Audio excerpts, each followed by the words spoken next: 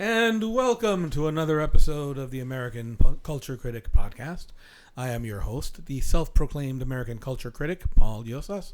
And with me today is my guest, James Alexander Ramos. Pleasure to be here, Paul. Appreciate your being here. I see you're as much of a James Bond fan as I am. You know, when you grow up with the name James, especially like in the 90s, you either get referred to, like the references are either James and the Giant Peach or James Bond. So I definitely leaned for James Bond. Well, given that James Kirk was killed off mid-90s, I can see that. And also, to be fair, lots of kids on the playground weren't watching Star Trek yet. That's true, too. Like I said in my last podcast, I forgot my cane. I forgot it again this time. However, today we're going to be discussing the Daniel Craig era of Bond films. And so, in going over what led to the changeover from Pierce Brosnan to Daniel Craig for Casino Royale. An overview and discussion as to the films themselves, as the track record for those 5 films over the course of, 14 years? Has 2006. Been spotty. I don't know if I agree. I don't know. I guess so. I don't know. I've enjoyed most of it. And I recently discovered I enjoyed something more than I thought I did. Okay. But we can get into that a little more. Okay. And then we'll be closing it off with the acquisition of the Bond property by Amazon Studios and what may or may not result from it. So, I'd like to open it up with the changeover. Sure. Regarding, a lot of people have thought that basically Brosnan's time was done, especially with the advent of the parodies of the Austin Powers film series, as well as the advent of Jason Bourne post 9/11. But that's not entirely the case. Okay. A lot of it had to do with Sony itself. Makes sense. Sony was actually in a bit of financial trouble back then. Sony Walkman had been replaced pretty much by the iPod. Right. And their Blu-ray was going head-to-head with HD DVD, if you recall. And at that point, Sony didn't have as much of a library for films to be able to compete. But then MGM was put up for sale. And that catalog had... That was a big deal. Exactly. And it had properties that it could use or exploit, as the case may be. In 2006, you'll notice that James Bond came out with Casino Royale. Yep. But we also got in the same year the reboot of the Pink Panther with Steve Martin. Right. And Rocky Balboa. That's not a coincidence. That's right. I forgot that was all the same year. Yeah. And that was all acquired by Sony. Right. Through the MGM to inflate their library. Now, because Sony could not pay for the outrageous sum that was being offered for it, the MGM catalog right off the bat. Well, because their only money makers at the time was really Spider-Man. Pretty much. That was the only. That was. They were hanging so much of their no pun intended. Yeah.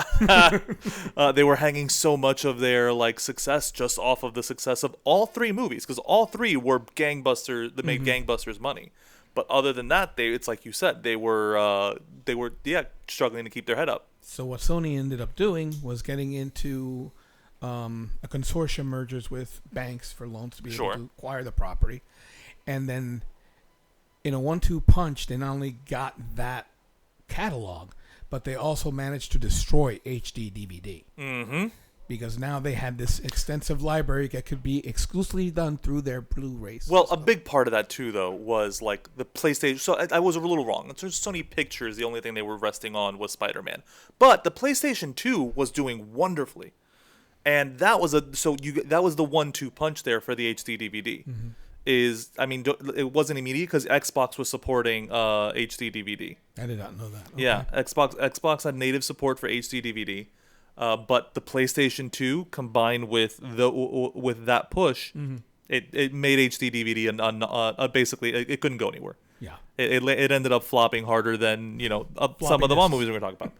But I did not. I guess I never connected those dots. Is how much Sony needed something like that. But here's where it gets into the changeover, because at the time, Die Another Day was the highest grossing Bond film Right. up until that time.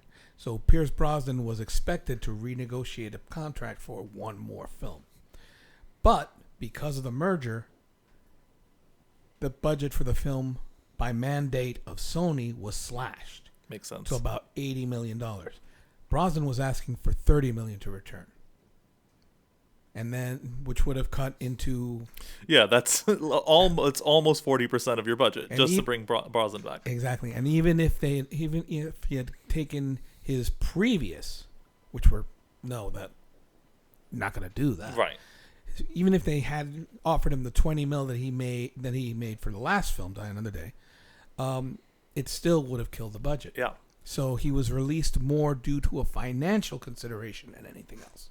They had to go cheaper, and they also knew they had to go into a whole new direction with Right. the acquisition of Casino Royale, the novel, from the what was the name of the? This is the one thing I don't like about hosting Go ahead. podcasts is that I will have a brain fart. It's all right. About information that I usually can be able What to do just pick you? up. What's the blank? Kevin McClory, that's it. Okay. Kevin McClory, who held the rights Right. to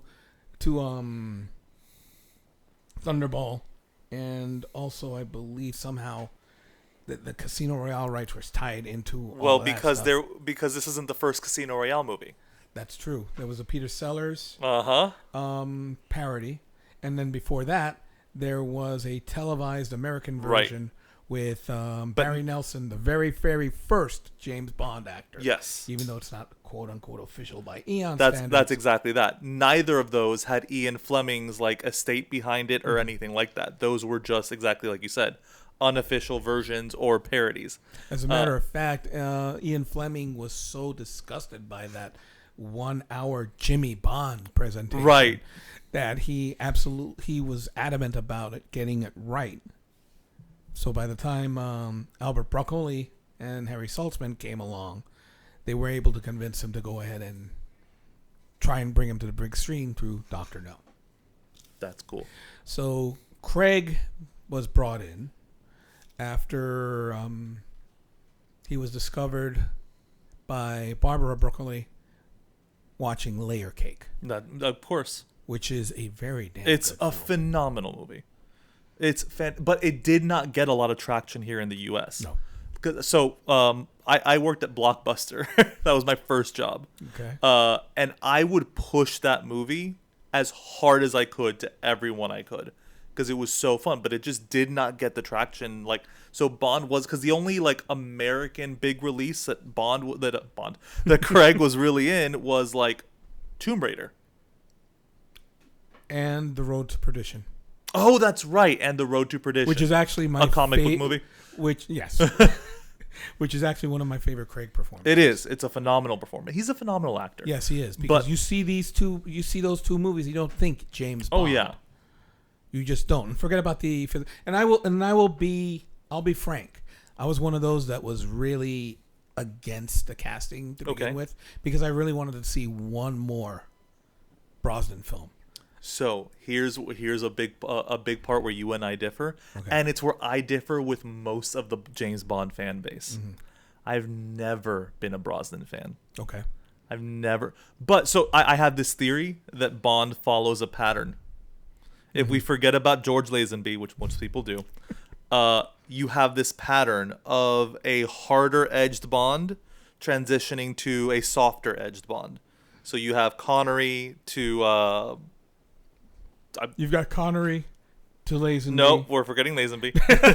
You can't. This is another thing we did for because I Sure. remember one time I posted on Facebook how much, despite Lazenby, On Her Majesty's Secret Service is one of the best Bond films ever. And you, Okay. And you chimed in that Sure. we can agree to disagree or something along those lines, which I chuckled at. More, sorry. But so you got go Connery to Moore, and then to Dalton. To Dalton. Proto Craig is right, and then we get Brosnan. Brosnan. So that's gruff, charming, being the Brosnan era, and we going back to gruff with Craig.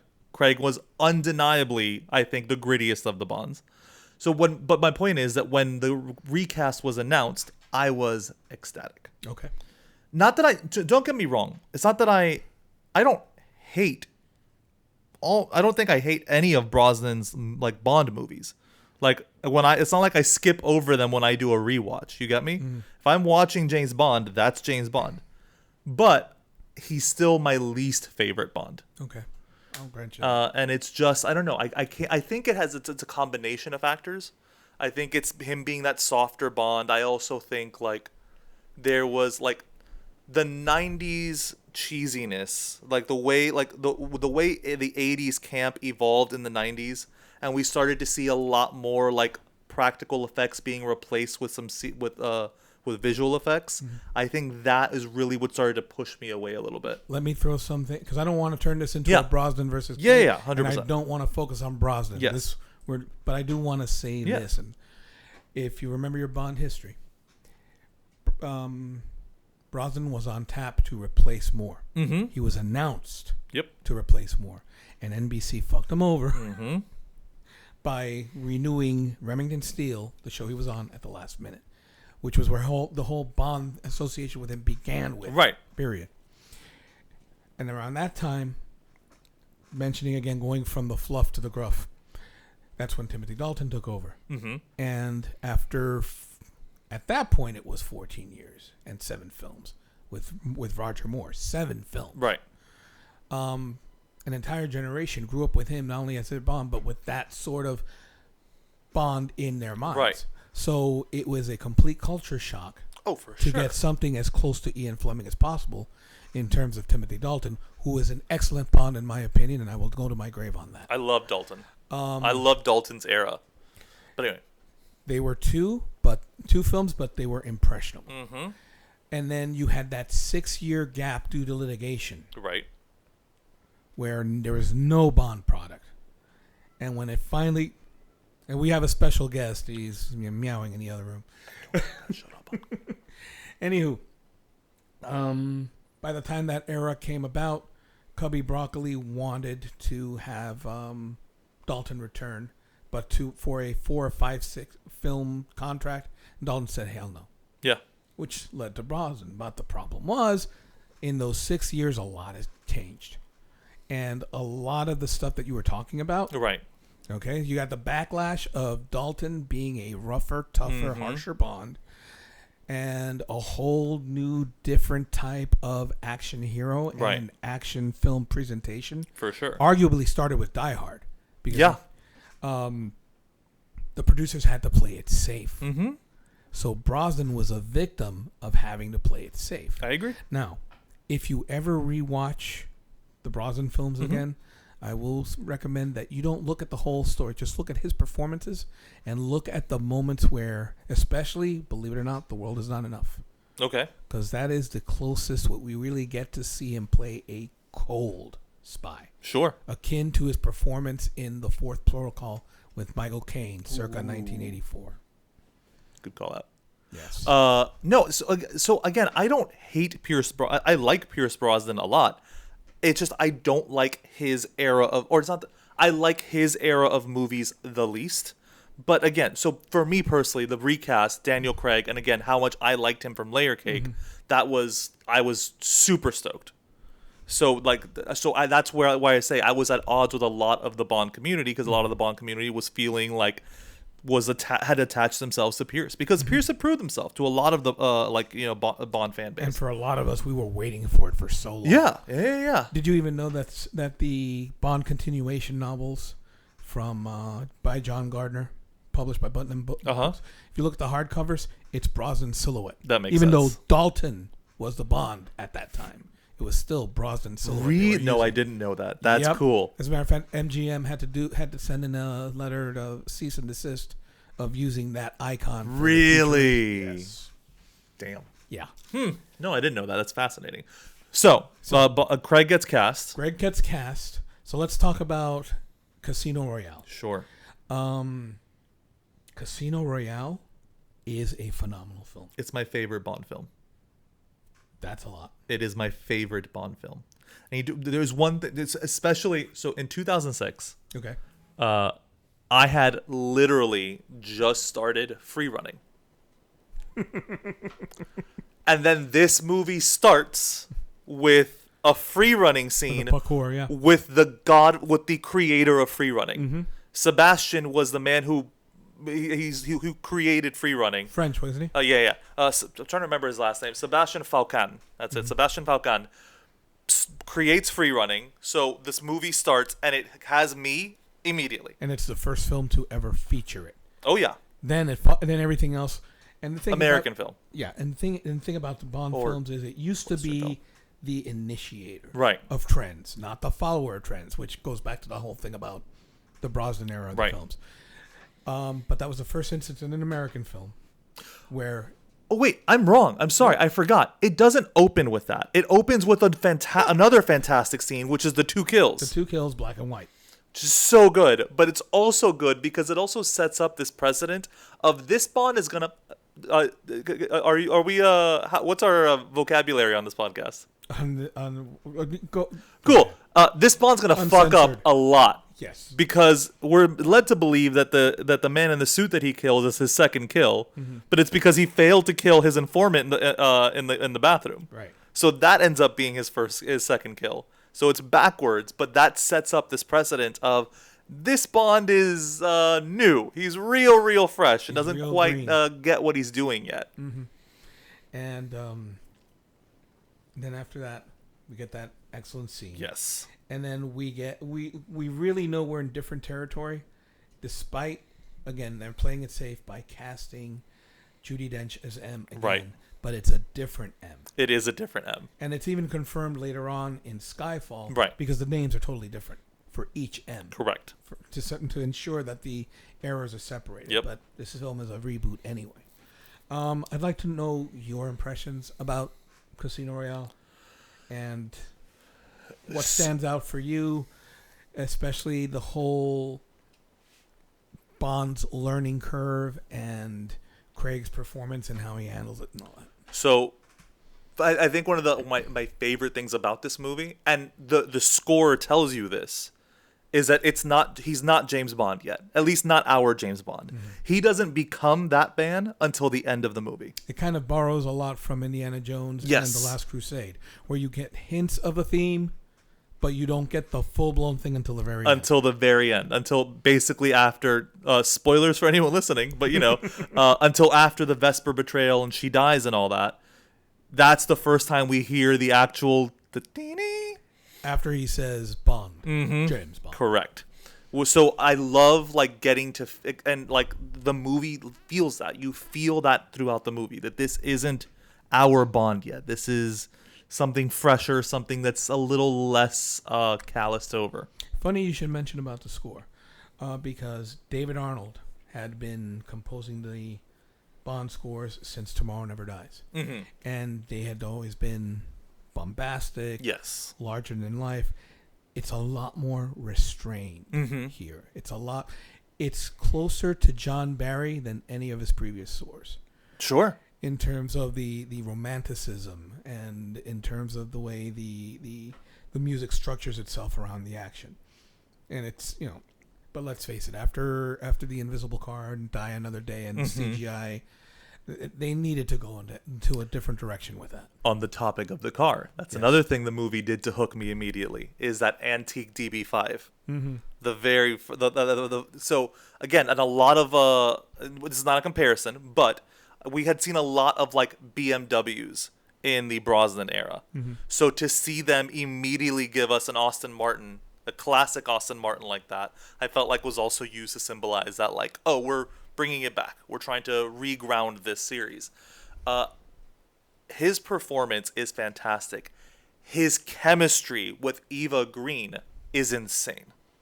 And there's a wonderful scene just because of how much it means to the movie, where he's trying to mansplain to her how to play poker. Mm-hmm. And she says to him, as she's sitting across from him, you have to play the man sitting across from you. Which is such a great line, considering what happens later in the movie. Yes. It's such a phenomenal character moment that, if it's your first watch, you either don't get it until your second rewatch, or it hits you like a ton of bricks after the betrayal. There's actual foreshadowing. Yes, but it's such a wonderful moment. And then I've always just, in general, I kind of like the romanticism of like casinos, just in heist movies and spy movies, whatever. So to have this be so heavily focused on that was something I really liked. Would you agree with me that this film is more of a mystery thriller than it is a Bond film? Yeah, 100%, absolutely. Especially given that the what leads Bond to Le Chiffre requires like a legitimate amount of detective work, which is not necessarily, there's the joke about Bond is like the least covert spy of all time. But no, this requires like a legitimate amount of detective work to get him to Le Chiffre. And even then, when he comes to Le Chiffre, it's funny because they kind of do like they double back on that trope that he's the worst spy of all time, because right off the bat he blows their cover. Yes. But he does so with intent. It's not like he's just frivolously saying he's James Bond. He's like, look, if Le Chiffre is as well connected as we think he is, he already knows who I am. So by revealing this, I get to learn something. So at the very least, it gives a reason for him being like out. You know what I mean? Which I really enjoy. I thought that was such a really cool way to make that trope not a trope, like make it not a negative. Basically, turn it on its ear and make it Exactly. actually work for the story, as opposed to being a joke. Exactly. And then just to finish this like wonderful trifecta of performances, Mads Mikkelsen as Le Chiffre is fantastic. He's at no point in the movie is he like actively scary. Like there's nothing he does that is particularly like, I don't know how to say it, like just expressly like disturbing. He is unsettling. He's not your typical Bond villain. Yeah. And even then, it's not like he's like later on in the series we get Silva. You get me? Mm-hmm. Silva is objectively horrifying, right, but he's meant to be. Mads isn't that. He's just unsettling. Mm-hmm. Mads, his Le Chiffre is legitimately unsettling. And then we also get an appearance by another actor that I really, really enjoy, and it's cool to see Bond's relationship with the U.S. Wright? side. It's Jeffrey Wright. Jeffrey Wright there is the U.S. agent who stakes him when Vesper doesn't want to. I thought that was a great moment to connect those two agencies. He's officially the actor who has played Felix Leiter the most. Oh, at this point. Because that's 4. He played in 4 of them. He played in. Let me see. He was in Casino. He was in Quantum. Yeah. He's in Skyfall. Skyfall. He's Inspector. And it's okay. But I don't think he's in No Time to Die. No, he's not in No Time. So yeah. No, he is in No Time to Die. Is he? He gets killed off in No Time to Die. That's right. Which is another thing when we get. We'll get there. We'll get there because I was like, damn. And then we also get we've seen Bond tied to a lot of things, but the scene where first off, and this might be the most gruesome scene for me, when he flips the DBS to not hit Vesper, who's laid in the side of the road, that was heart-wrenching for me. But then the next thing we see is him tied to that chair, and Le Chiffre hitting him with that torture, which is actually in the novel. Oh yeah. But by the same token, it's a perfect way of the producers to show this is not your that father's Bond. This is not your grandfather's Bond. Exactly. Because it strikes at one of the core aspects of the multimedia James Bond, which is his hyper masculinity. This is the first film which literally and figuratively hits it head on. Yep, 100%. You're right. But again, and that further cements Le Chiffre as this just fucked up dude. He's just messed up in the head. I mean, the only time you've really seen Bond, the only time you've seen in film before then, Bond tortured was in Die Another Day, but you didn't see it except for the montage of the opening credits. Mm-hmm. But you didn't get a sense of his being tortured. When you saw Bond next, he just looks like Tarzan with a beard. Yeah. Here, you actually feel, and Craig sells it. You would not believe that these two had bonded as friends in real life. Oh yeah. During filming, just by going on that scene alone. Yep. That's how powerful Oh. that scene is. But yeah, they're lifelong buddies now. Sorry, rewinding just a little bit. There's another fantastic scene too that I really like, which is because again, it's we're seeing a lot more of Bond being vulnerable, particularly because again he's still fresh. It's the poison scene, where Le Chiffre poisons him to take him out of the game. Yes. And he first goes and makes himself throw up with salt water, and then that whole scene where like they're trying to walk him through using the anti-serum pen, yeah. and then the defibrillator. That whole scene is fantastic. I love like Vesper being the one that saves him, only because it makes like the complication of their emotions for each other that much deeper. Like it's real. And they still were able to throw in an in-joke in that scene. What are you talking about? One of the major complaints, believe it or not, one of the major complaints about Craig's casting was that his ears were too big. So they threw in that line, "I'm all ears." Right. Of course. That's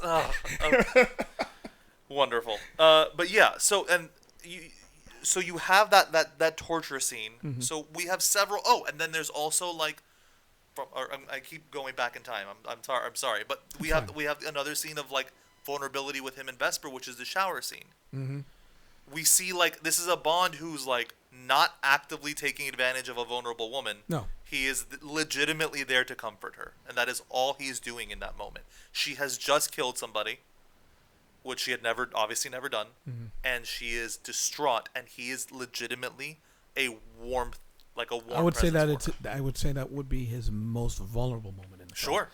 Simply because she and he have been sparring and at odds, and at that moment she breaks down and he breaks down with her. Yeah, just the like licking the blood off her fingers. She's I have blood on my hands that I can't wash off, and he does it for it's all very tender and very real. And without that scene, the scene that comes up later would not work. The scene where he tells her, "I have no armor left. You stripped it from me. You've laid me bare. Whatever's left is yours." Yeah. Which makes the real final gut, knife twist at the end of the film. So there's one major, and we'll get to that. There's one major change from the book regarding Vesper. So we get there. So Bond has managed to no wait, how does he get out of Le Chiffre? Quantum's assassin comes in and assassinates. Right. Mr. Hanks? No, it wasn't Mr. Hanks. That's Batista. No, it wasn't Mr. White either. I forget who the assassin's name is. Right. Leaves the two of them alive. Yes. And that's when that's when M starts to question things. Because M asks, "Odd, how you're the only two left alive." And then we get to, we believe this is all wrapped up in a pretty bow. But Bond goes on vacation with Vesper and it's all beautiful. And that's when she sees, I forget what his name is, the one-eyed man. Yeah. In Venice. And the Venice scene for me, like that whole set piece is my favorite part of the movie. From like a movie making standpoint, beautiful. Some of the sets they made for that, specifically the sinking building set, is so freaking cool. I love that plot point too of like Bond has just realized that the woman he loves has betrayed him. But something else is going on and he's willing to sink a building just to get it done. I love that moment. The moment for me, however, is more of a characterization moment. This is the first time where you doubt what Bond is going to do. Right. When he gets to her, is he going to try and save her or is he going to kill her? Right. You really don't know until the moment actually happens. That sort of ambiguity was missing in a lot of the Bond films. Because you knew he was going after the bad guy and the bad guy was going down. That exactly. But he was never compromised to this extent before in film. And it's exactly what you said. It's that moment. She had stripped him. She had taken all of that away and left him raw. So for him to be feeling this hurt now, yeah, he's going, like, he's almost feral. And how human is it to realize he's been wounded, this person's wounded, he hates her, but he still loves her. Yep. And that's something we haven't really explored a whole lot. And admittedly, it's because like this is the Bond that becomes that Bond, right? Yes. This is the one that becomes that Bond who's more jaded and treats women more like objects and so on and so forth because of this moment. But in this moment, that confusion, that turmoil, it's it's acted so well. And Craig's performance is insane. well, the iconic line in both the novel and the film is "The bitch is dead." The bitch is dead. And I don't know about you, but when he delivers that line, in the back of my head, I heard that hammer slap back into place. Oh yeah, Just click, 100%. boom. But so the difference between the book is in the book, Vesper expressly kills herself. She takes sleeping pills. Right. This is not that. No, this is This much is more her dramatic. making a decision. She's in a situation in which she's already in mortal peril, partially because of Bond's actions. He's the one that has sunk this building around her. Right. But then she makes the decision to not let him save her. She makes the decision that she doesn't deserve to live. And I feel like this version is better. It's a more dramatic agency for her. Uh-huh. As opposed to just passively taking the pills and Exactly. Okay. And then also, like, in the book, she explains, like, the whole her boyfriend situation, like, the blackmail that led her to she Right. explains it in a note. I like it better this way, where it's discovered by M. Right. And she's the one that tells Bond. Because then you still have a moment where it's like in the book, Vesper gets to excuse herself. Like Vesper almost makes, not that she's making an excuse, but she gets to try to redeem herself. That doesn't happen in the movie. No. Vesper doesn't get the chance to redeem herself. The only redemption she gets is because M has, a whole intelligence agency gathering information for her. Right. So all of this is to say, like, these moments, like this redefining of Bond really worked for me, man. I loved It was it. definitely a character deconstruction, reconstruction, and study Yep. all in one, 100%. which makes Quantum of Solace even more egregious in my mind. Fair. So I mentioned to you before we recorded that I knew I had to rewatch some of them, particularly Quantum of Solace, because it's the one I have rewatched the least for that reason. That being said, in my rewatch, Okay. I find myself liking it more than I remember. I'm not putting it anywhere in my top anything list of Bond movies, but I like it more. There's things about it I really enjoy that I didn't remember my first time. It's Daniel Craig's least favorite Bond film, Makes sense. and the one that made him swear, not just for the Bond film, but for any film in his career, that he will not sign on to a film without a finished script. Makes sense. Because that, basically, Quantum was greenlit almost immediately Yep. upon the opening weekend, box office weekend of Casino Royale. And so they just rushed into production. There was no script. Casting was barely completed for it. As a matter of fact, Olga Kurylenko was, I believe, the last one hired. And Sure. she was the Bond girl. And it has the distinction of being the first direct sequel to a Bond film. Directly. Right.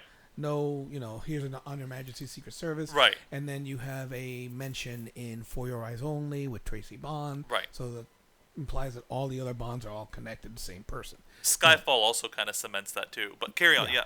But it's the first direct sequel. It's also considered one of the worst Bond films ever made. Sure. Among the lowest 5. And, but it does a good job of showing how distrustful Bond has become. So to give you an idea, before this rewatch, I thought it was the worst Bond film. After this rewatch, I don't feel that way. I'm sorry, Diamonds Are Forever will always be the worst Bond film for me. That Diamonds Forever is rough. So I think also we now see the pattern reappear, which now there's 2 Bond girls per movie. You have the main Bond girl, and then you get a secondary. Yes. And we get that in this one with Fields. Yes, Strawberry Fields. What a waste of a good character. So I agree, but also, so this is one of the things that made me like this movie more. That is legitimately one of my favorite scenes in the Craig era, is the homage to Goldmember. Goldfinger. Goldmember. See, I did it. Goldmember. That's so funny. Goldfinger. Damn it. The homage to Goldfinger, which is, Goldfinger, we had her covered in gold. Right. Here we have her covered in liquid gold, oil. Exactly. And then we also get the pun of oil fields. Oil fields. Exactly. But yeah, so we're jumping ahead again. But Yeah, so again, there's a few scenes, and also there's a couple really cool action moments in this movie. Mm-hmm. There's one, so I like that a lot of time you see that Bond like he always has like a move in his pocket, in Craig's Bond, Mm-hmm. and one of the moments that I thought was just really cool, and it's such a quick thing, is after he had jumped in Camille's car Mm-hmm. with the briefcase, Mm-hmm. and he realizes that the briefcase belongs to the assassin that was supposed to kill Camille. Yeah. She gets out of the car, and then they're being chased by the other guy on the bike. And the move that Bond does to get him off the bike, which is just he slaps the accelerator on the bike, Right. which causes the bike to Zoom. flip up. Mm-hmm. I thought that was such a cool Bond, that's a cool Bond move. If Casino Royale was the beginning of Bond, Quantum is more of the reactionary Bond. Yes. Because he's not, as in previous iterations, Bond, yeah, he has moments of emotion and moments of rage, but he's usually a logical character who tries to think things through. Mm-hmm. Craig's Bond is not that here. As a matter of fact, he disobey M twice by killing people. She expressly said, "Do not kill this person." Correct. Which also works against him because it then sets it up later where he actually doesn't kill people, but the police are reporting that he did. Because there's the I forget what his name is, but one of the participants in that. Remember when they were all at the opera? Mm-hmm. I'm trying to get the cast list now so I can refresh my There memory. was the guy who ended up being one of their agents that he holds off, that he threatens with the roof. True, right. Throws him off the roof, but he lands on a car, so he survives. So he survives, but it's the bad guys that kill him anyway. But But it's indirectly because of Bond. Sure, but the report that M gets is that Bond shot him twice and threw him off the roof. Right. It's bad intel. Mm-hmm. But she believes it because of all the bullshit he's been doing. Just like when the first thing that makes her doubt it is the intel she gets later about Mathis, which she finds out that he shot Mathis twice and then dumped him in the trash can. But again, she doesn't know because he's been so out of control. Mm-hmm. So that's why she that's if we're like in cooking terms, like the first Casino Royale sets up the ingredients for Bond. Yeah. This is Bond cooking. At the end of this movie is when really we have like our James Bond. Yeah, but the sad thing is that it may be cooking, but the sauce is weak. Yes, I agree. I will say one other thing.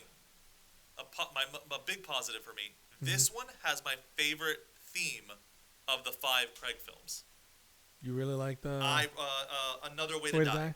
Another Way to Die. The music with Jack White and Alicia Keys' vocals, fantastic. Interesting. Don't get me wrong, I love Skyfall. Like that's Adele. mine.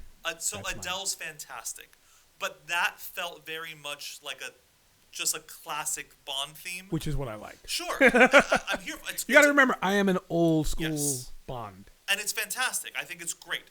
But in terms of like the other 4 movies kind of try something new, and I think the only one that really stands out for me is this one. Okay. Casino Royale's theme was good, and then Billie Eilish's theme for No Time to Die was fine.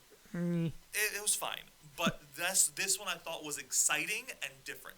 Meanwhile, Skyfall is great and classic. Going back to the previous one before we go into the themes, because I really do love Adele's Skyfall. Bond has always been measured by his enemies and his villains, and this is the biggest downfall of the movie. It's the weakest. Green sucks. Yes, and that's no disrespect to the actor, because I've seen the actor in other films and he's great, but you've got basically a reestablished paragon of masculinity, and you're sending him off against a middleman. Matteo Amalric is the actor's name. Who, he is a great actor, but this character is just lame. It's just extremely lame. You'd rather bitch slap him than punch him. That's how much menace, and the menace that he projects is not scary to me. It's not petty, and that's even more egregious. 100%. He's so bad that he's responsible for my least favorite thing about the next movie. Okay. Meaning he's so bad a villain that I feel like they overcorrected Inspector. Oh, I see what you mean. Okay. And that I also am not a super big fan of the villainy Inspector. But we'll get to that in a sec. Okay. Olga Kurilenko is fantastic. She's beautiful. I like her relationship with Bond. So do I. Because it doesn't go anywhere. He doesn't take advantage of her. He legitimately, it's two people who are a means to an end for each other.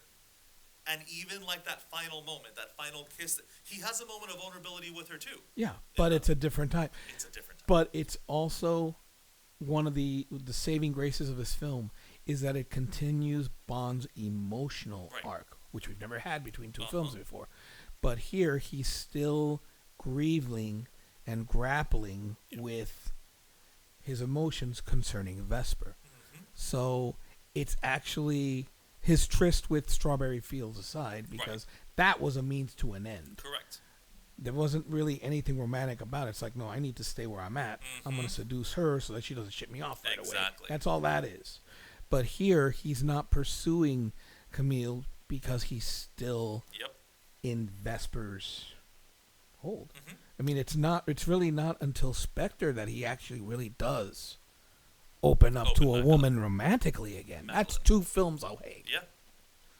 No, and it's specific, and the funny thing, so you have that moment too, like I said, vulnerability, where like Camille is stuck in the fire, and for her that's trauma. Yes. And she's basically begging him to kill her, and then last minute Bond finds it out, which is great. But then that final moment between them, the tender moment, the kiss, he initiates. He leans in for that kiss. Yes. And it's a good kiss, but you can tell for both of them there's nothing there. There's nothing there. It's just perfunctory. It's a release, an acknowledgement, but nothing more. Nothing there. And I just really like their relationship with each other. I like the way it plays out in the movie. Other than that, the rest of the movie is meh. There was supposed to be a subplot involving Jeffrey Wright's Felix Leiter and with David Harbour, where Leiter's loyalties were going to be called into question. Right. But because of the writer's strike that took place at the time, they could only do the first draft. Makes sense. And so the director himself went in and made changes. That's the only draft that they really worked from. And they had to cut some things for time due to the budget and the strike. And that subplot was one of the things. We get a perfunctory thing from him later. Oh, yeah, Leiter got promoted because the other guy got shafted. Exactly. The other I didn't realize that was because of the writer's strike, but yeah, that makes sense. Because it's exactly that. It's like an offhand comment. As a matter of fact, the first draft was submitted, I think, 2 hours before the strike was due to start. Oof. So they were under the gun in getting it out. Yeah, that's rough. That is rough. So that was all they could use to film on. The other thing I liked about Bond at the end, at the climax of that film, is that in comparison to the other 2 kills earlier in the film and the other kills that he goes through, he confronts the blackmailing boyfriend, saves another agent, but you see his moment of emotional or logical maturity in that he doesn't kill him. The one person he definitely... Well, to be fair, he didn't kill Green either. True. Well, he did, but he didn't. He left him the tools to do it himself and wash his hands of it. Well, but Green doesn't kill himself. Quantum. We then find out Spectre kills Green. Well, Quantum, because they still couldn't use Spectre yet. Correct. But I'm saying in terms of for plot, we find out that it's Spectre. But yes, Quantum kills. But the producers have said, yeah, Quantum is Spectre. Yeah. Unofficially, but that's the stand-in for Spectre until they finally got the rights to Blofeld and Spectre. But even then, so I still thought that moment was also I feel like that's the step one to what we then see with I can't remember what the boyfriend's name is. But yeah, that moment too, all of it, the whole thing, him having the necklace there specifically because he knew that it would be important, and it was. He had that. That's the thing that really showed she was a Canadian Special Forces or Secret Service. That's the thing that showed the Canadian Secret Service agent how deep she was really in. I'm like, really? You're gonna give the same? Such a dick move. The same necklace to every mark. Come on. I mean, he must have gotten a bulk rate for it or something. Just ordered a ton of them off AliExpress. But like yeah, Bruce Wayne once said, "Hey, at least we'll have spares." and even M says it. I'm surprised. But yeah, it's that for him. Like it's done. It's time to stop. It's time to stop fucking around. I need to take this seriously. Yeah, I need we need you back. And this line of I've I never left. It's like despite everything he was going through, he was still Yosef. Mm-hmm. That's the boyfriend's name. And what a shithead. And then we get to my personal favorite. So Spectre is your favorite? No, Skyfall. Skyfall comes before Spectre. Oh, right. Sorry. No. Skyfall is the pinnacle for me. Okay. I mean, don't get me wrong. I love Casino Royale. Sure. But everything comes together in Skyfall. Okay. And and we're coming from it again, different generations here, because I like the whole Bonds Begin thing. I came to like Casino Royale. It took me a while to actually sit down with my Brosnan grumblings. Okay, fair enough. I didn't see it in the theater. I waited until I didn't have to pay for it. Got it. I don't mind admitting that. Okay. But and I caught Quantum on cable as well. Skyfall was the first one I went in and paid for. Okay. Because by that point, I was like, okay, Craig's the Gen X Bond. I got to represent. Because he and I are the same age.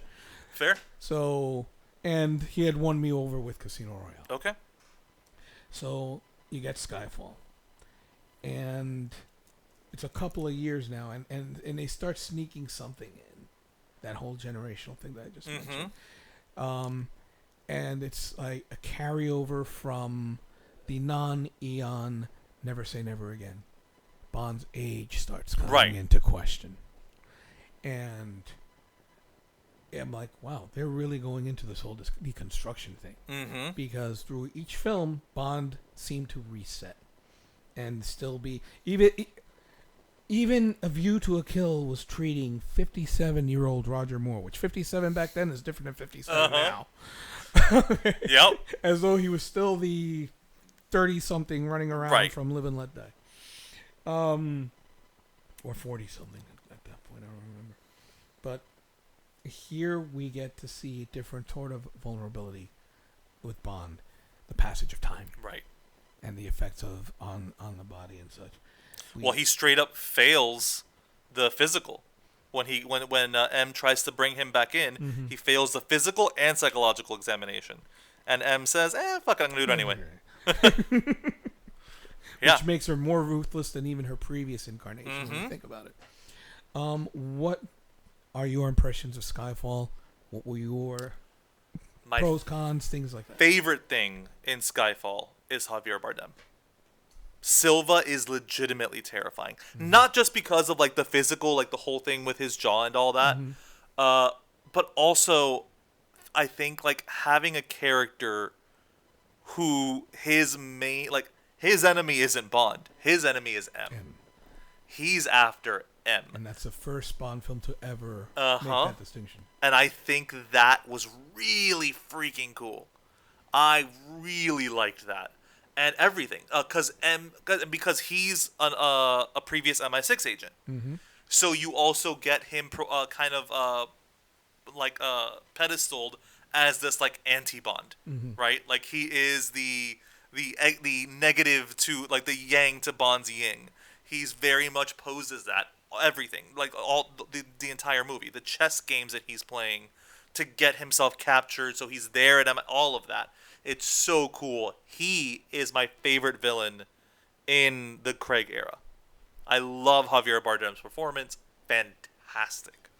In terms of like cons for Skyfall, I don't really have any big one. I'm not a big fan of the openings of the opening of that movie.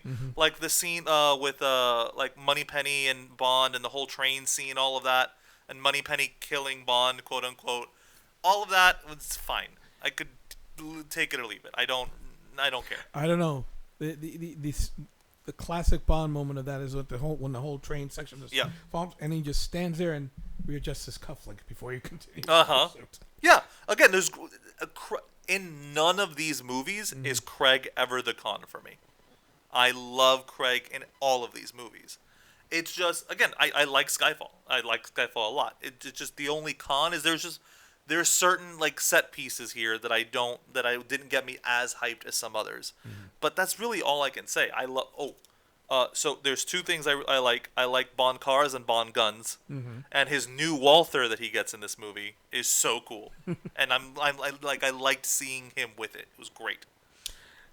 I also really like the first Bond girl in this. Well, I don't know if you would count Moneypenny in this, but you got whatever Severance. I loved her.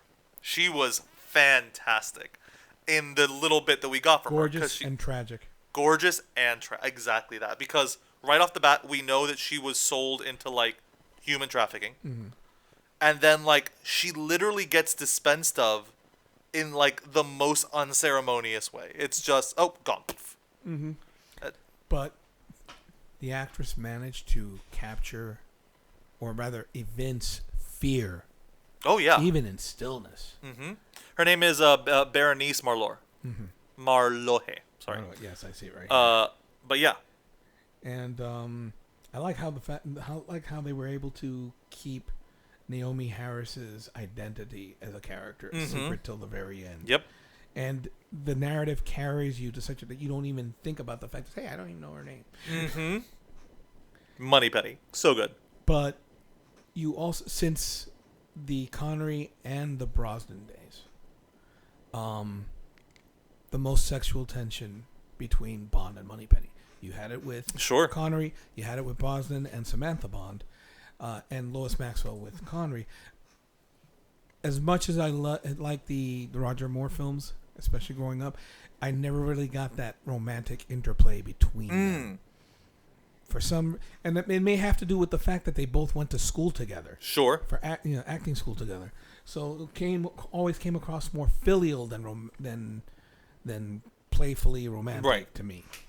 And Carolyn Bliss and Timothy Dalton basically had only one film and no chemistry. Right. And given that it's Dalton, who's basically, fire in terms of presentation, the intensity from that actor is just off the chain. He is standing still. Quite a feat to not have. I know. But here, there's a playful banter, there's a sexual tension, and they just revel in that interplay, in that banter. And it was the first time that I really picked up Craig's humor. Okay. Because let's face it, the last two films were extremely intense. Yes. And there's little sprinklings of it, but he's definitely. But again, it's because he's now the Bond. He has now become like the Bond that we know, and I think that's what leads to that you picking up on it more. But she's the one that brings it out of him, which is what really important. That's what really sold me on the film, is that character dynamic there. And then, did you know that they had courted with the idea of having Sean Connery appear as the character of Kincaid? Really? They had thought of it. They had considered it, but they realized I'm glad they didn't do that. Well, Connery probably would have said no had it been offered, but it was thrown in as a possibility. Huh. Well, I mean, that leads to what is inarguably my favorite part of this movie, I think, other than like Javier Bardem himself, but my favorite scenes. What I call the Home Alone. The Home Alone correct. Is Skyfall. What actually ends up being Skyfall. One of the reasons, and this is a less important reason, is I cannot tell you how many arguments I've gotten into people online as to whether or not every Bond is the same guy, like is the same character, because I was always the stance that it so very obviously is, especially because of like all the things that you said. You see him visiting his wife, or you see him with his wife. You see him visiting his wife, a different Bond visiting his wife's grave, like all of that. But then this movie also firmly establishes for everybody. It's cemented. Yeah. It's not a code name. This is his fucking name. This is his family's name. This is him. He is James Bond. I would also argue that in Die Another Day, Q's underground laboratory. Oh, yeah. Would also cement that fact because he recognizes everything. Does this thing still work? Anything? Right. Turns on the jet. You're right. But just in general, like that, like another moment where we get to see behind the veil of Bond. We connect to his personal life. We connect to all that. Great scene. But the other thing is with this is we also get Ben Winshaw as Q for the first time, who's fantastic and such an inverse of the previous relationship and dynamic, because even though Q could arguably have been a contemporary of Connery's Bond age-wise, sure, give or take a few years, by the time he gets to Brosnan, he's octogenarian status, right, grandfather to grandson, or however. Yeah. Here it's inverted on its head, where now very, Q is very the one, young Q. Q making the age jokes to Yep. to 007. Oh, I suppose you were expecting an exploding pen. We don't do that anymore. Which is, it's so good. I really, really liked his Q. And I like him even further in the next one. But yeah, he's fantastic. The introduction to Q here is great. And then when we get to the climax, there are no gadgets at all. It's just ingenuity of all the participants. The light bulbs, so cool. That is such a cool, and it's true. It is very Home Alone. You're 100% right. But just again, you see a lot exactly what you said. I wish I could claim that, but it actually goes to Honest Trailers. Okay, Honest Trailers. That makes sense. For this film, made reference to that and has this whole sequence of them prepping. With John Williams's Home Alone soundtrack in the background. Amazing. But yeah, it's my favorite set. In the moment out in the field, all of that. It's all just so good. It really hits. It's impactful, and it makes like I said, I think it's one of the reasons that that Silva is my favorite villain. Like it's the way his arc wraps up and is tied up and concludes is phenomenal. A bit of trivia: did you know that M's death was foreshadowed in the credits? How? When they're putting in the names of the actors and the participants. You get to the graveyard scene, and Judi Dench's M is on a tombstone. Oh, no shit. Take a good look at it. I didn't know that. That's so cool. It foreshadowed it, and it was the most affecting moment of the film. See, this is one of those things that, it wouldn't have worked if it wasn't Judi Dench. Mm-hmm.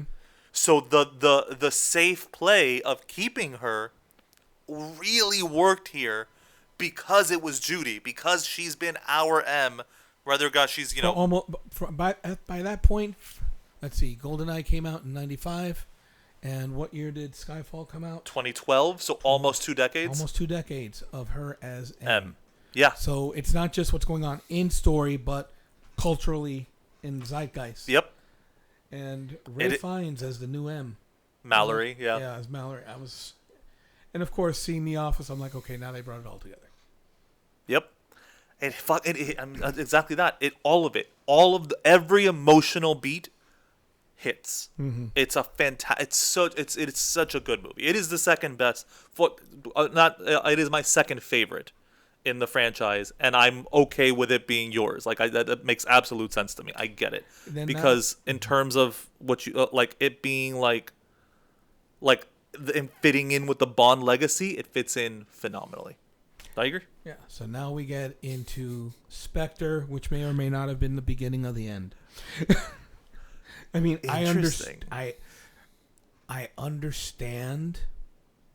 the desire and the need to bring in Blofeld, Bond's number one. His, basically Lex Luthor to his Superman.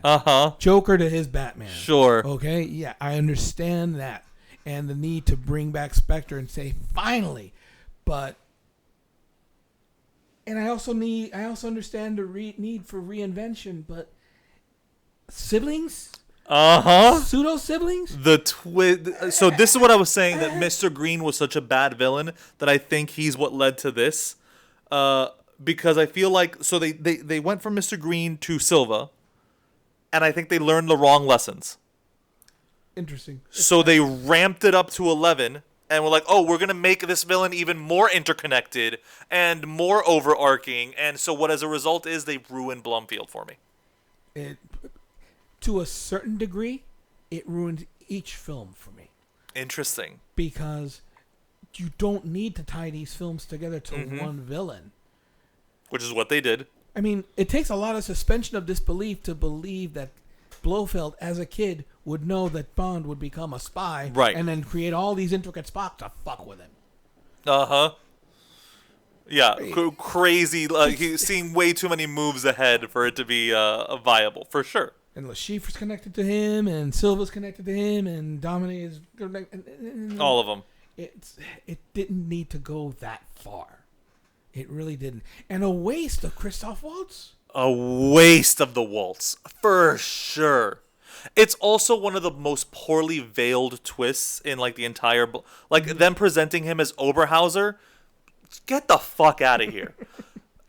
We knew that was Blomfeld from like the second line of dialogue he spoke. Mm-hmm. That wasn't a reveal, and I think they knew that, which is part of what led to the sibling twist, which is equally dumb. No, dumber. It's dumbing down. Yes, honestly, and maybe I'm going a little too far, speaking for the audience, but I kind of think it's insulting to the audience. I agree. It's like, let's throw in a twist to throw in a twist. Mm-hmm. When one wasn't necessary. Yeah, I agree. It poisons the well of the movie. Exactly. It poisons the well of the Craig franchise. The legacy of the Craig films. 100%. Positives about this movie. Mm-hmm. We see the DB5 come back. Yes. And look, we can discuss Bond women all day, but any movie Monica Bellucci is in is going to have my undivided attention. They could have worked her dialogue a bit better. Though I understand why she reiterated "my husband" as opposed to not saying his name, because it was more of a marriage of convenience than anything else. Yeah. And then we also get introduced to Madeline, who is Leia Sado, who is a hugely important character for Craig's era. Mm-hmm. So the introduction here was really, really interesting. You know, she and Christoph Waltz had worked together in a previous film. Which was? Inglourious Basterds. Oh, right. Of course. Yeah. Right. Which, a great Waltz performance.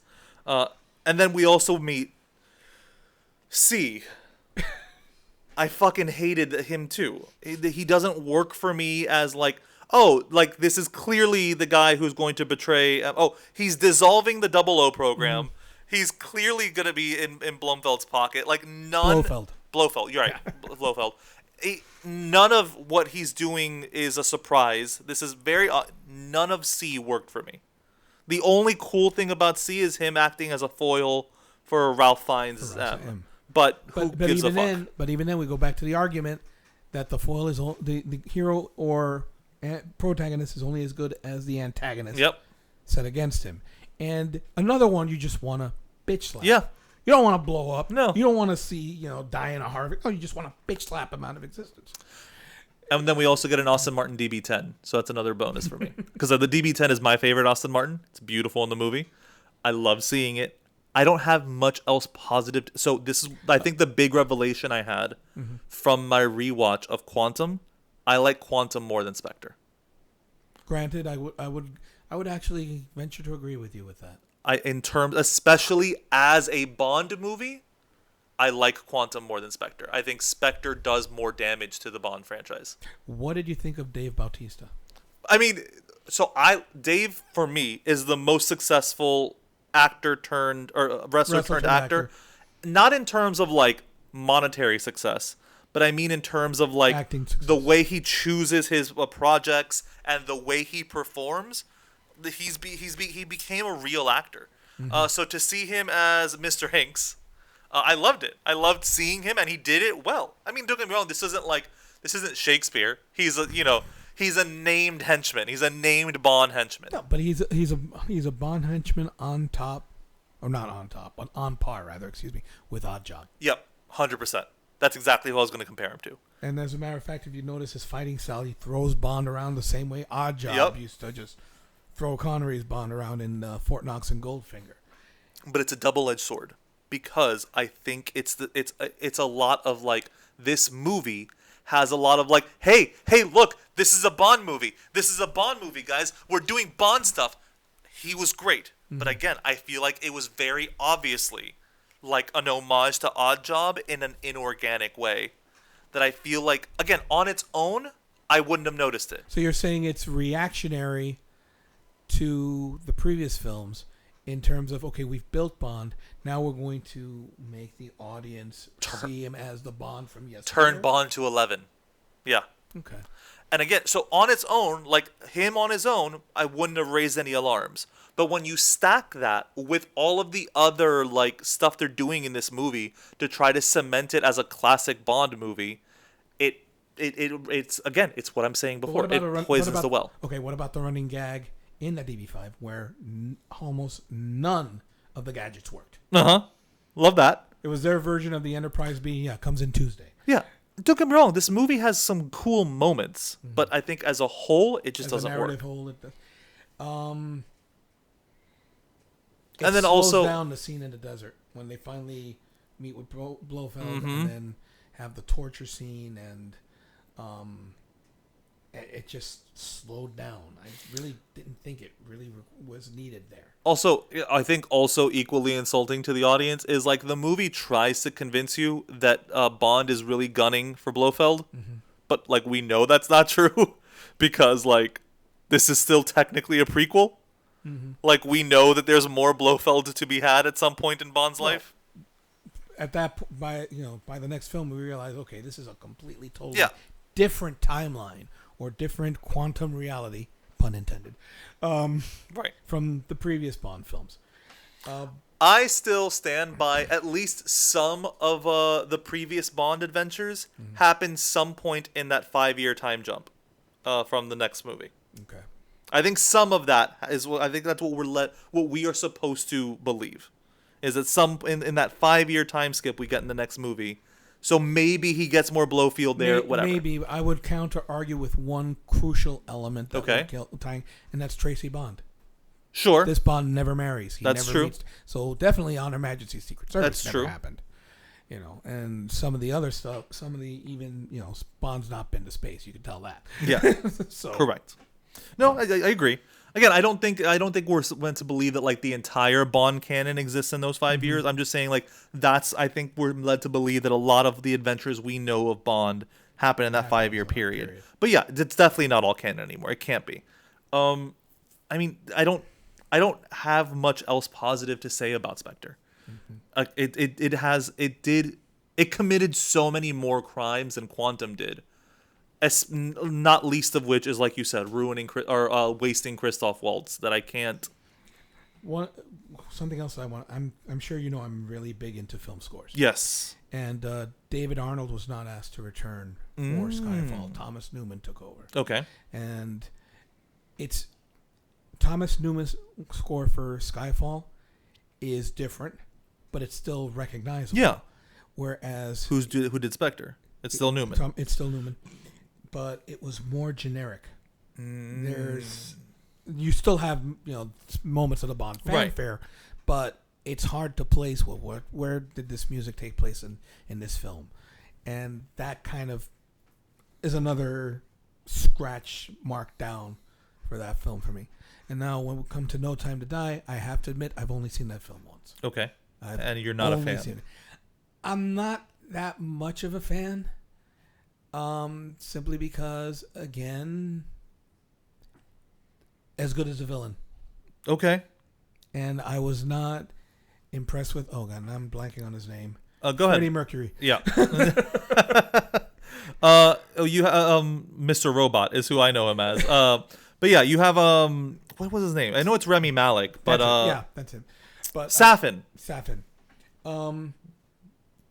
This film, No Time to Die, tries so hard to tie everything to cement that all of Craig's films are all tied together as one complete narrative from beginning to end, and that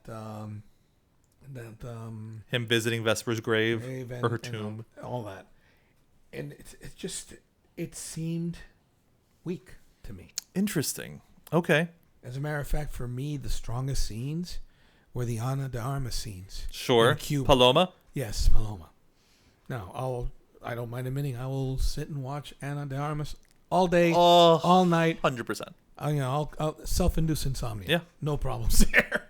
Yeah. But she brought a much needed spark to the film.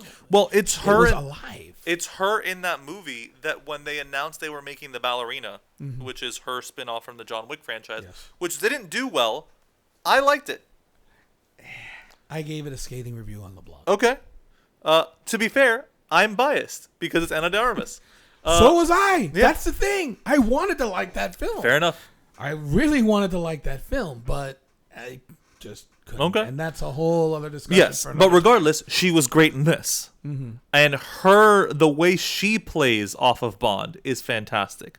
Because we have Madeline in this movie, who we know is set up to be like Bond's. This is the Bond's baby mama. the end all be all of Yeah. Bond girls, literally and figuratively. Mm-hmm. So what we get with Paloma isn't like that same sexual tension. It's definitely them just teasing each other. Like it's definitely like It's more sexual liberation. Yeah.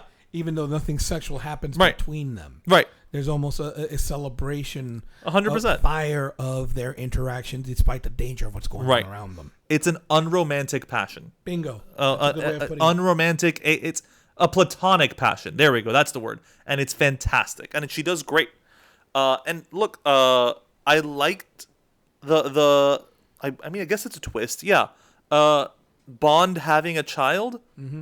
It worked for me. I think it made like part of the whole like Craig era is like bringing like regrounding Bond, right? And I feel like this did that. Or more to the point, transforming Bond from superhero to human. Right. Yeah, 100%. And I don't like transforming, maybe transmogrification perhaps, but basically instead of being a caricature of a secret agent, he is actually an individual who starts out, without responsibilities and almost childlike in his output. And I don't mean childlike as in naive. No, child as in things are black and white, and to actually maturing. Yep. And realizing that there's more to life than just himself and his death wish. We also get another really interesting first, which is he's not 007. That's right. Someone else is. Nomi. Oh my God, the backlash when that was Oh, announced. yeah. It was a couple of years. Remember, COVID delayed the production. Yep. And the release and everything. So it was out there that a black woman was going to be the new 007. Or it was 007, rather. And, and the people heard what they wanted to hear. Uh-huh. And, oh, this is blasphemy. And I can't watch the finished product first. I thought it was cool. I thought it was super cool. The way they did it, I thought it was super interesting. But it's not just that it was interesting. It made sense. Yep. He left at the end of, and when he left at the end of Spectre, it was unknown whether or not Craig was going to return. Uh-huh.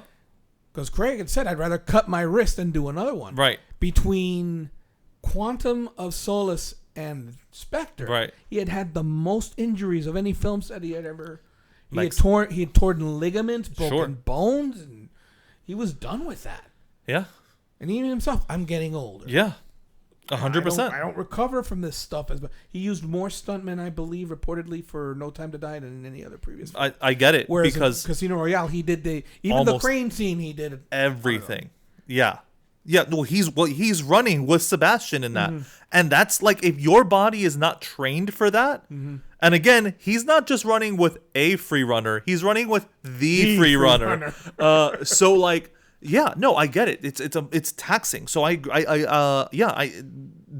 not coming back after Spectre, I get. But this, the Nomi being 007 thing, super cool. And I liked her. Like the way she handles Bond, that's really what it is. She has to handle him or deal with him is fantastic. But it makes sense whether she's a female or a male. It's like, hey, you stepped away. I'm here. Right. This is my show now. Yep. And it also gives us. So I'm a lore whore, right? Okay. Like I love like anything that drops little bits of lore that we don't get elsewhere. Like you need to be paying attention. Right. And that gives us another little peek into how this program works. Because she's not 008. She's 007. She takes learning that little bit of how the numbers can be passed down, but not the name. Right. All of that, I loved that, all Or that retired, information. because I believe there was an intimation that numbers could be retired Right. at some point in the series. We get, and then also like that, going back to like him visit. So we have him visiting Vesper's tomb, and that's when they get attacked by the assassins. Yes.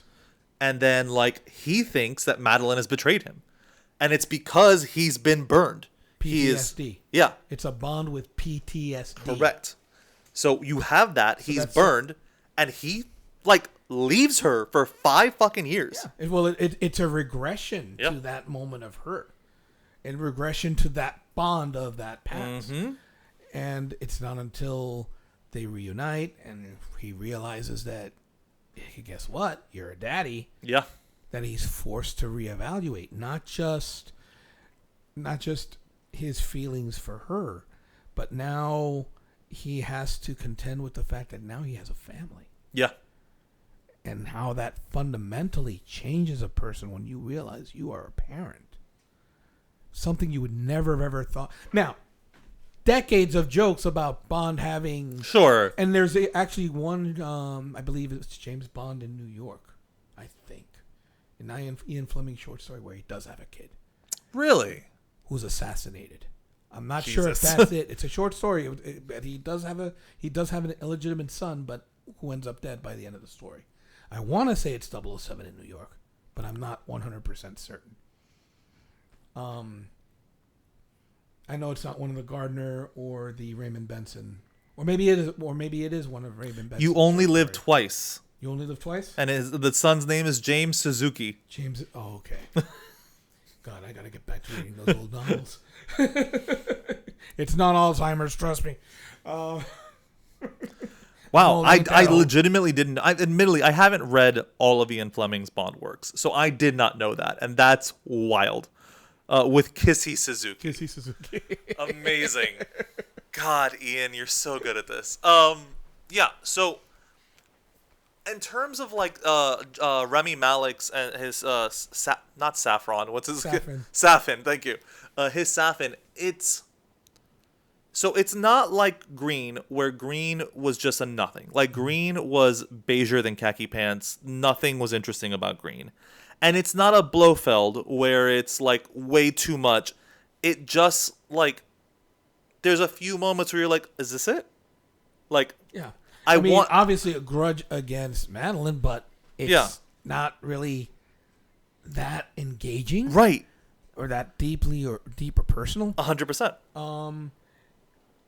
The death of Felix Leiter was something I never thought I'd see. I was like, wow.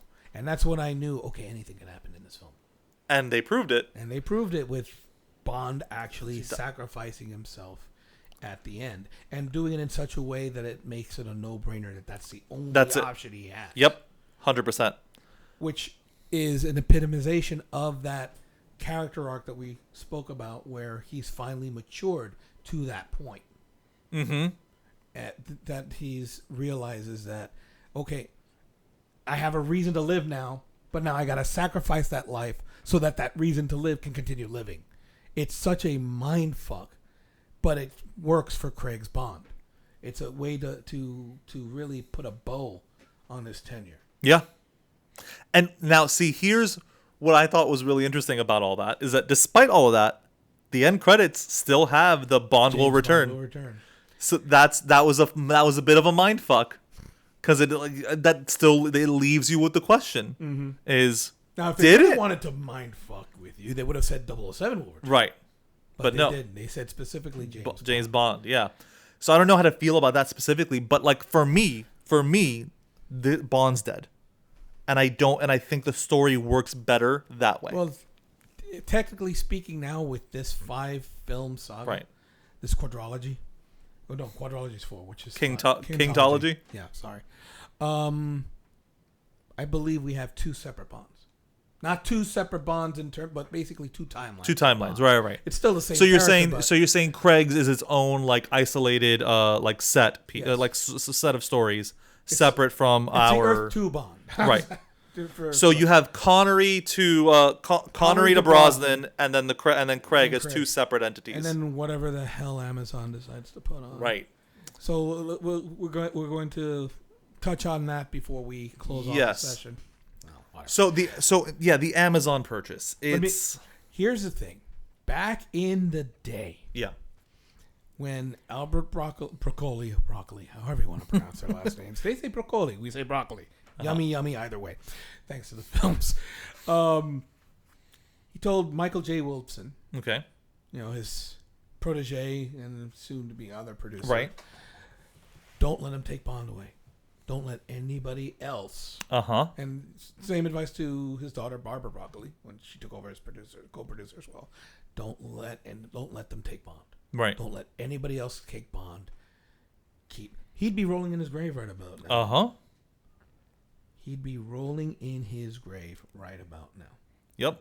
From what I understand, I mean, I don't know the particulars that led to the Amazon takeover, other than the fact that I know that Barbara Broccoli has her own projects that she wants to pursue now, and there was a lot of back and forth as far as the acquisition of the property.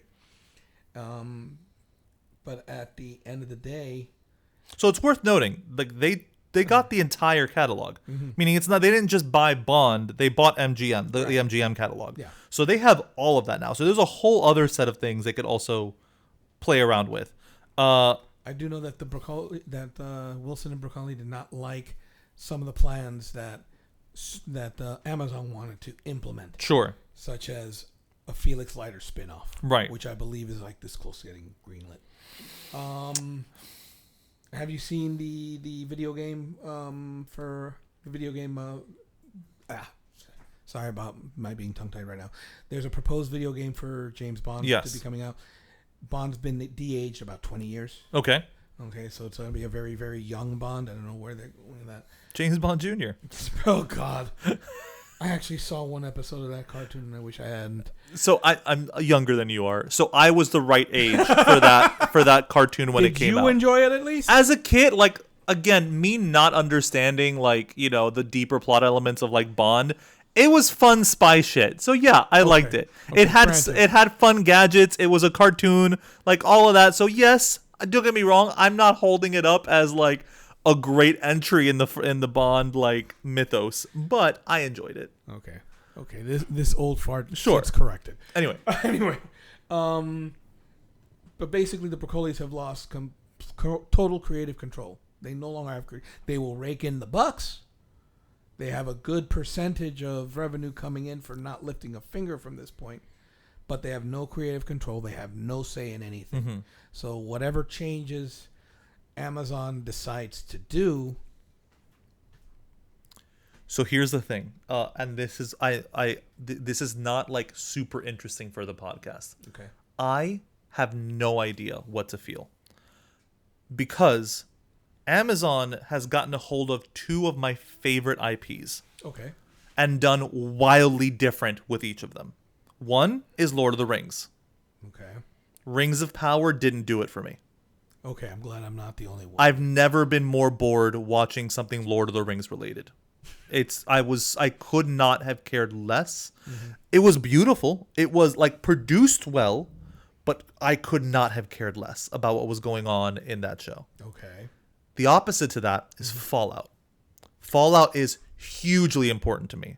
I love Fallout with every cell in my body, and that show is some of my favorite Fallout media that's ever existed. Okay. They nailed Fallout. I'm not a gamer, as you well know. Sure. So I went into Fallout blind. Sure. And for what it was, I enjoyed it. Mm-hmm. Not only did I enjoy it, I am looking forward to the second season. Yep. So, yeah. So again, like I look at these two things, like Amazon, it proves that Amazon could go either way. yeah. I really don't know. It can be hit or miss. So I'm approaching it with caution because in general I don't trust Amazon. When you say caution, I say trepidation because Sure. I'm kind of the same way. Because this is, again, this is all hearsay. This is stuff that I've been hearing and seeing on the internet. So I could be talking out of my ass over Sure. here. But basically, That's all we have to go on right now. Let's go ahead and take this IP and oversaturate the market with the Felix Leiter spinoff, maybe a Moneypenny spinoff. Give Moneypenny her own thing. That could be. If they MCU Bond, they're gonna fuck it up. They're going to royally fuck it up. And if those rumors turn out to be true, like what you're saying, that's what they're doing. Is they're oversaturating Bond, and I don't get how any studio is learning that lesson from the MCU. Like, to learn, the idea that, let's put as much content for this IP out as possible, that is the wrong lesson to be learning from the MCU. Especially post-Endgame. Especially post-Endgame. Well, the reason why, in my opinion, why the MCU has faltered is because it spent so many years building up. Let's face it, those films were a one long foreplay before we even knew that there was going to be a narrative conclusion. Right. And Endgame was that orgasm. Okay, but now we're in the post-coital stage where it's like, okay, let's try and replicate that. Right. At a sloppy seconds before we've even had a chance to, recharge. Right. I'm sorry if that sounds sick, but that's pretty much the impression that you get. And the big problem is that, Endgame ended in Phase 4, right? Mm-hmm. There are more, so that means most of the MCU. Sorry, this I don't want to get too. But my point is, what really fucked it was when Marvel TV happened. Yeah. Because most of the MCU's hours, total viewing hours, occur after Phase 4, which is crazy. Mm-hmm. But they've done so much, and it's because of Marvel TV, and I'm afraid that that's what Amazon's going to do. And it's diluted the product. 100%. And not just because of the oversaturation, but the fact that the majority of it wasn't really well done or thought through. The most egregious being Secret Invasion. Sure. Okay. 100%. At that point, that's when I believe that people started really turning off. Probably. And I'm afraid that might have. Again, going back to the old school thing, but the aspect of Bond that I loved was that, you had the rotating cast of characters and you had the set cast of characters, but it was Bond on his own. Bond doing his thing. Right. Okay. In the Craig era of Bond was the first time that you see MI6, all the players, work together as a team. Right. The closest thing we got to that in the previous series of films was when Q went AWOL to help Timothy Dalton's Bond in License to Kill. Yeah. I mean, it's history now, but that was huge when that movie first came out. Mm-hmm. Q on the field and having this comical interaction with Bond. I mean, my affection for Q bolstered from that film. Makes sense. I mean, he was fun, but it made that transition to the relationship that he had with Brosnan's Bond more believable and more poignant when he said goodbye. But the Craig era is the first time you've had that as a family unit. That's a major change. What sort of changes now can we expect? I'm not saying that change is bad, right? But I'm not saying that the change will be good. It's unknown, and if the Broccolis were still steering the ship, for better or for worse, at least there was a unified vision, not bean counters. Which Amazon as a corporation is gonna have. Yep. What can we do to maximize the viewership? And damn continuity, damn counterization, or common sense. But again, there's everything you say there is true, but Fallout's awesome.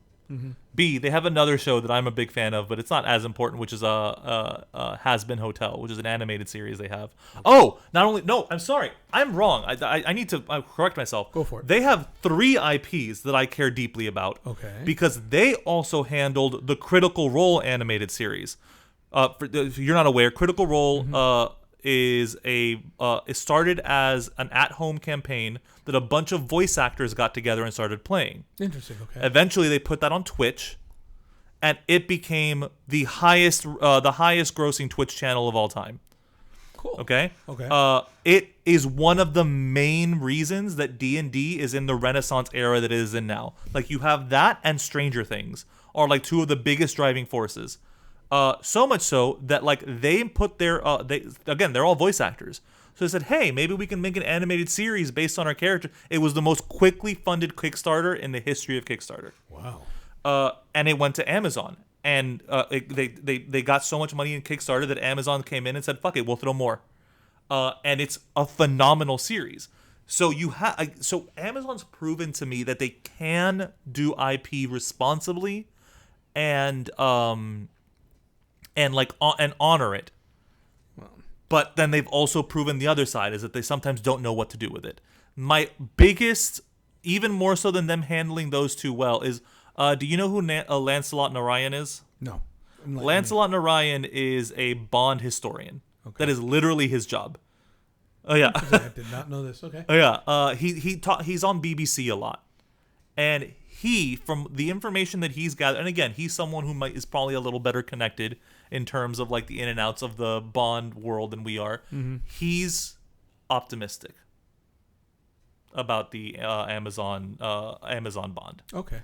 So that leads me to at least not be like angry. I'm very much in the wait and see phase. Okay. Well, let's cross fingers then. I know that at least for me, we have a whole extensive library of media, film, and novels to, mitigate whatever may come. Sure. And it's and I'll get a little personal. It's kind of difficult for me being on the different age now of Bond and seeing new interpretations that are no longer, I won't say age appropriate, but age perspective for me. It's so it'll be interesting to see where Bond will go next. I'm going to try not to be too also like about it. I don't because care I was wrong about Craig. Yeah. And I don't care what anyone says. Bond is a political franchise. Like the whole franchise is based on like political turmoil, like the fears of people at the time. Mm-hmm. So the upcoming Bonds need to reflect like similar like public unrest and what is feared by the public at large, and that's generational also. But given how politically charged this era mm-hmm. is, I mean, how well received will Bond become? Exactly. Or will he be ostracized for being too woke, too liberal, too this, too that? Or the opposite. What if they try to avoid that? What if they're trying to make sure the pendulum swings the other way? In other words, playing it safe like they did in the 90s. I don't know. I don't know how to feel. It's a toss-up, and greater minds than ours will probably be wrestling with that. So the last thing I want, so just to clarify, let me get the ranking of the 5 Craig movies from worst to best. Go for it. No, for you. For me, number 5 would definitely be Spectre. Did that change during this conversation? No. Okay. No, I saw No Time to Die once. Okay. But I don't consider it the worst. I do think they did too much. Okay. But to try and tie everything up, so I appreciate the effort. But Spectre was an insult. Okay. So that's number 5. No Time to Die is number 4. Quantum would be number 3. So sorry, what I actually meant is, did your ranking of Quantum change during this conversation? Yes. Okay. Yes. So that's why it's number 3. I like it. Whereas Casino is number 2 and Skyfall is number 1 for me. Okay. How about for you? It's the same list, just switch Casino and Skyfall. Otherwise, I agree completely. And like I said, for me, originally, like before today, Quantum was 5. But I've rewatched it, and no, I'm comparing that to Skyfall and to No Time to Die, and it does a much better job. I'll give one last reason as to why Skyfall is number 1. It's because the role fits Craig like a tuxedo. 100%. Yes. He is comfortable. He commands it. It's his role at that point. So that's what edges it out from Casino Royale. I agree. So this has been a very fun and enlightening conversation. Thank you for being my guest. You have such a much deeper understanding of like the behind the scenes stuff. So this was a giant joy for me. Thank you so much, Paul. I hope to have you up as a guest for another topic soon. Anytime, bud. And that, everybody, is the end of the latest episode of American Culture Critic. I am your host, Paul Yosas. Until next time.